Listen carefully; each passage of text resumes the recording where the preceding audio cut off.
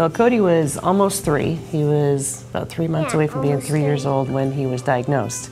And his brother Kyle was 13 months, and he had just started to walk, and things were just, you know, normal. The family I always wanted, everything was perfect, and you know, Cody loved to ride a scooter and go outside. And when we got the diagnosis, or what happened actually, was that he started losing interest in everything that he liked to do, and he looked kind of yellow, and he was tired all the time. And so we took him into like a regular nurse, and they said, oh, he's low on iron, you know, pop up full of iron. So we did that for 3 or 4 days, and it just kept getting worse. And he couldn't get off the couch, he had no energy. So I took him into his pediatrician, and he took one look at him, and, you know, I think he might have leukemia. And my first thought was, okay, you know, that's not good, but let's just fix it and let me go home, you know. It didn't dawn on me that that was actually cancer, you know, and that my whole world was about to be turned upside down, which it did. The first 3 days were inside the hospital were just a drastic change in our lifestyle. I left work that day, not returning to work.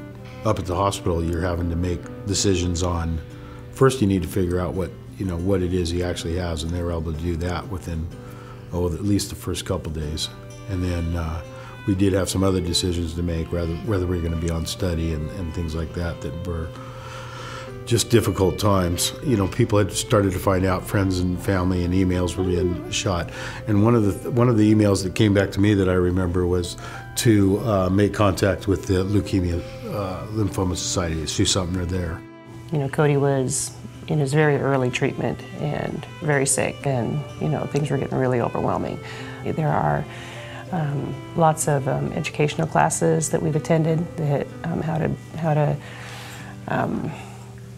blood counts and how to know what all those abbreviations mean, and we've attended a lot of those seminars, which have been really informational and helpful for us to understand leukemia and the side effects and treatments and some of the later causes that the chemotherapy would have on brain function and that type of thing, which has been huge.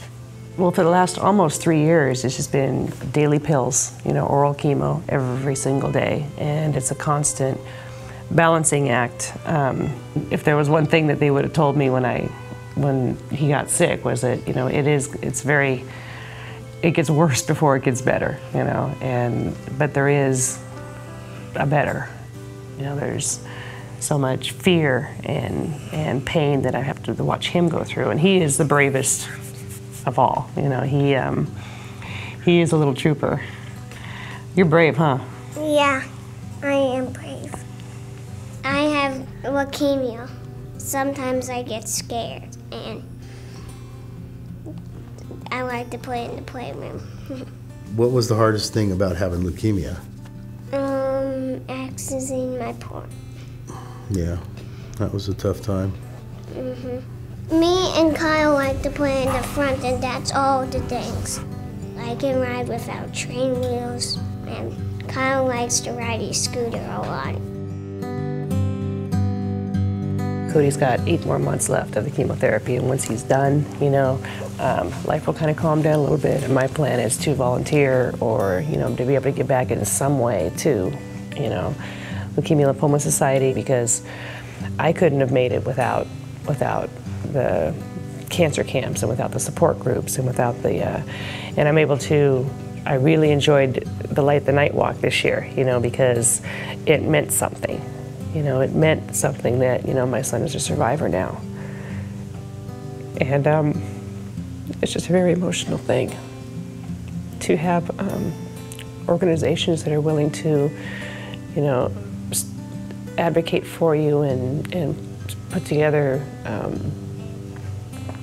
events like that hit so close to home and that are so powerful. It's pretty overwhelming and humbling. So thank you. Please, please give your time.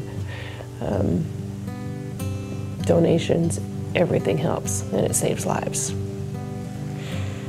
Please help children with cancer. And that's